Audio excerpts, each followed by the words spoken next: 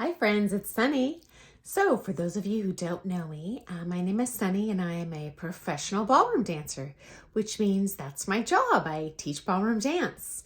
In the past, I have competed as an amateur newcomer through championship level, as well as a professional in the Rising Star and Open professional championship level, both nationally and internationally.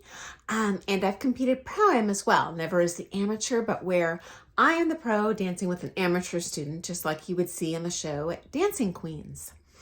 So one of the people commented on one of my videos asking, how do I compete on a budget? And I thought this was an excellent question. And I'd love to help you with that today, as I think it would help many people. The good news is I do have many tips on how you can compete and save money. The bad news is if you want to compete a truly world elite level, championship level dancer, it's not going to be cheap, and there is no cheap way to go about that. All of us who competed successfully at the championship level have dropped a ton of money on our dancing, even more than we've spent on a college education. So let's get started. Firstly, my suggestion is, if you can, compete with an amateur partner instead of pro-am. So when you start out, you can do pro-am. If you don't have a partner, you can compete with your pro. There's another option where you compete with an amateur partner. Could be your spouse, could be anyone that you agree to do this comp with. All you need to do is agree on the styles that you want to do, the coaching you want to get, which competitions you want to do. And you save money because you don't have to pay that amateur to compete with you at the comp. You each pay for your own travel. You might split a hotel room, save some money there. The competition entry fees are generally much cheaper for the amateurs. Amateurs also have special events just for them, run by USA Dance, run by all amateur volunteers. Those are even cheaper. So that's my number one suggestion. Again, you don't have to do any of this. These are just tips on where you can save a lot of money. Okay. Number two, you can attend dance camps. So BYU has a great one every summer. They have 2 weeks of sessions you can choose from. Or often they have a dance camp on the tail end of a competition. So if you fly to the competition and they have a dance camp option, definitely sign up for that. It's a great price to get a number of workshops from a variety of very skilled professionals. And there's often the opportunity to take private lessons there. I've found these private lessons are sometimes even cheaper than you can get the lessons in person. I've personally taught at a couple dance camps where they had a set price they made me charge that was cheaper than my regular lessons. Plus, you don't have to pay to fly somewhere. Or in the case of pros, sometimes we pay to fly our coach into us and then they take with our students. But either way, huge cost savings, you get a lot of good information. Next, when you go to a competition, peruse the neighborhood online for cheaper hotels nearby, okay? If your professional's handling all the arrangements, it's most convenient for them just to book you in it's called the comp package, where you have a room at that hotel, but you do not have to do that. Maybe your pro requires it, but the rules certainly don't. And I always stayed, well, most of the time, at a cheaper hotel close by. Depends on the competition, how tightly I was booked in and out. Next up, as you kind of cultivate a habit on the comp circuit, you'll know which comps you're going to do each year. You'll certainly make friends right away.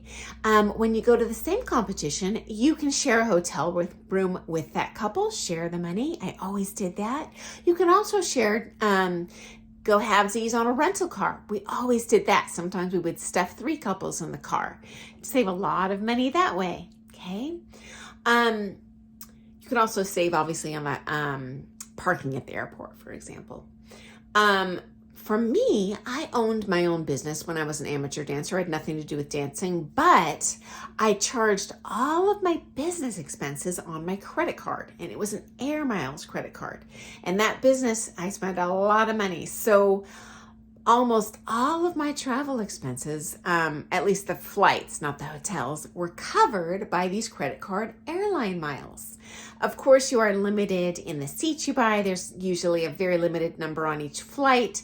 So I did have to reserve those in advance, but that was pretty easy for me because I kind of ran the same comp circuit each year. I knew where I was going to go, what I was going to do, and I could book the second those seats opened up. I could reserve those for myself, okay?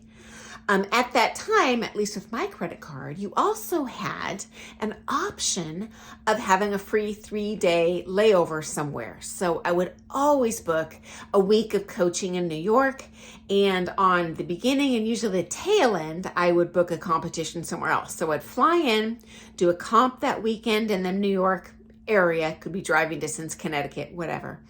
Then I would take my coaching for a week, cram in as many lessons as I could to make it worth my flight and hotel. And then I would fly back, have a stopover, say in Ohio, compete there, and then fly home. Okay, so I saved a ton of money that way. I know that's not an option for everyone, but maybe you even have a personal credit card you could do that on. Any savings is a savings, right?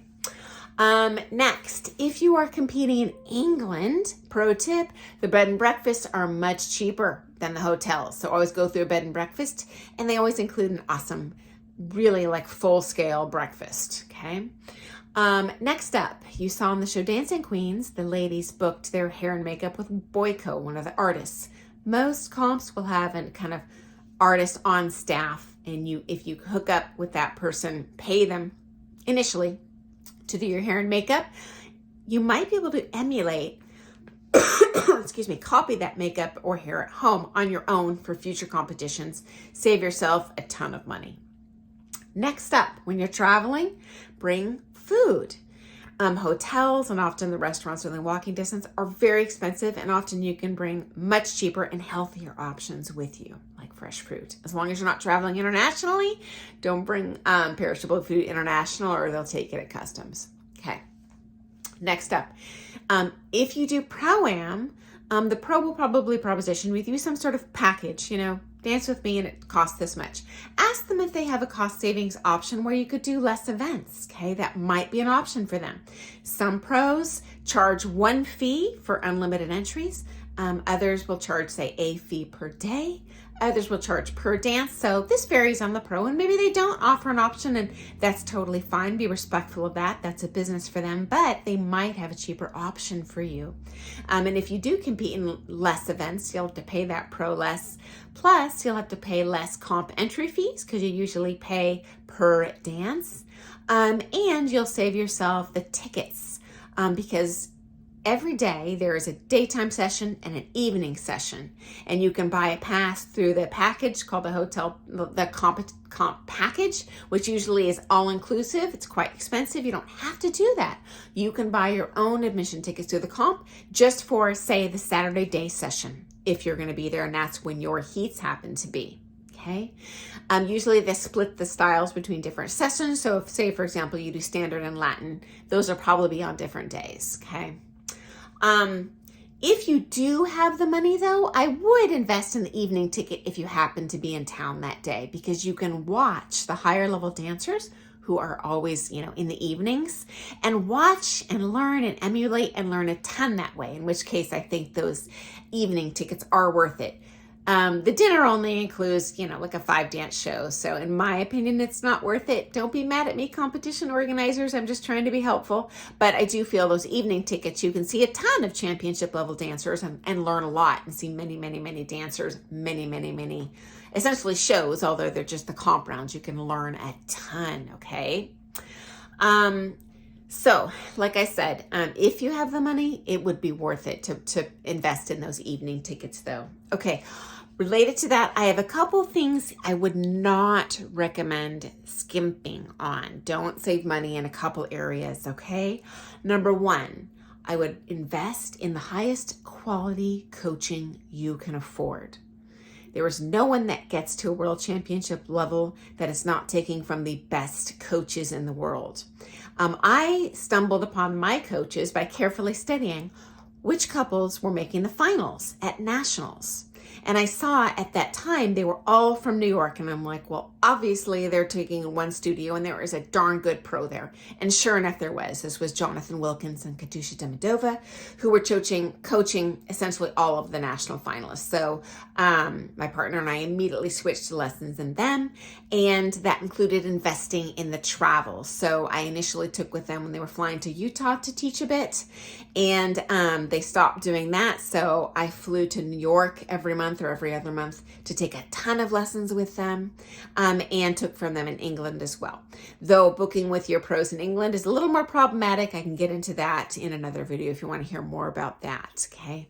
And also, if you fly clear over there, you might take with some European coaches. And if you have elite level coaches at home, they will be able to refer you to the best people over there. And I would take advantage of that. If you're flying over there, don't skimp on that for sure. I've also mentioned the Blackpool Congress, I believe, in my Blackpool video. Definitely don't skimp on that. Buy tickets to not only the comp to see it, although it's quite expensive to fly to England for, but especially the Blackpool Congress. There's some amazing lectures over there and people that you get access to, high-level coaches that you really can't even get a lesson in with. They are just fully, completely booked. So I would definitely splurge on that if you can. Also, I would not splurge, if possible, on the video.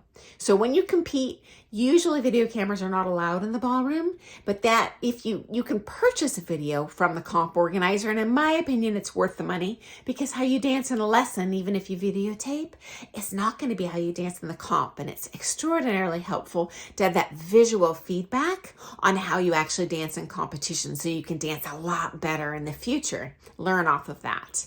And finally, I would not recommend skimping on booking your flight tickets and hotel too tight. I made this mistake a number of times, both as an amateur and a professional.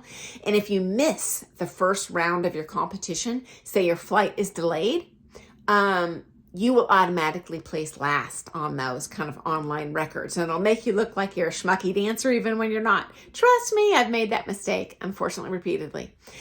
Same thing. I would not, if you're entering kind of higher level events where you dance multiple dances, and there's going to be many heats where you might have 24 couples married, and then hone down to the 12 back of the next top 12 couples. And then they narrow that down. You have a redance again to the top 6 couples. I made the mistake once of assuming I wouldn't make the final, booking tickets to fly home. And then I made the final, I couldn't dance it. So once again, my results online didn't reflect how I actually would have done. So definitely, if you can, splurge for that extra night of hotel, or maybe the little bit of cost savings on the flight to fly in the day before. And same thing, stay at least through the end of your last heat with enough time to change clothes and catch that flight home. So hope this has been helpful. If you have any questions, comment below.